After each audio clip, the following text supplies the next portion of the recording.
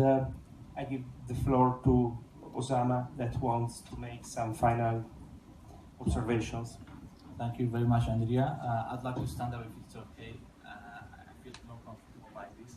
So in the last 3 days, we as the group, I think they can't hear me. No. Oh, okay. So in the last 3 days, we as a group discussed and tackled many pointers and factors that lead to the creation and the making of the terrorist groups in the Middle East, which our topic is about religious wars in the Middle East. So we briefly, I'm just tackling 3 points of what we mentioned.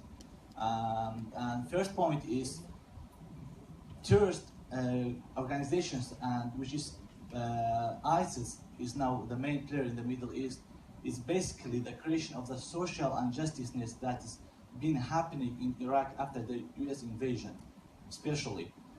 So what we are even seeing today in Iraq is kind of same what we saw in the 2004, just after the invasion of the United States in Iraq. For example, also in the pointers my friend Andreas mentioned in the article, but due to the time he couldn't say it.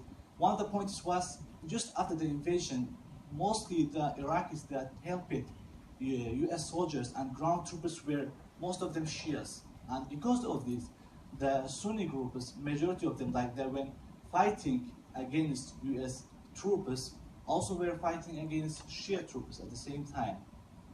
So what we are seeing, for example, today in Iraq, in Fallujah especially, which is a main point that's been captured now, despite the ISIS brutal attacks, is the Shia militias or Shia groups that are also manipulating or killing Sunni civilians now in Fallujah.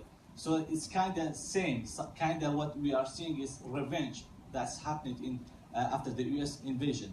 So the second point is most of these groups are backed or motivated by the religious motivations, which my friend also Mushtaba mentioned before, which is I think Wahhabism is one of the major factors that's leading this kind of ideology that's been, for example, emerged in 20th century from Saudi Arabia. Unfortunately, this ideology doesn't think religion as individualism as much as it thinks religion should be an authority that's leading these kind of massacres and brutalities.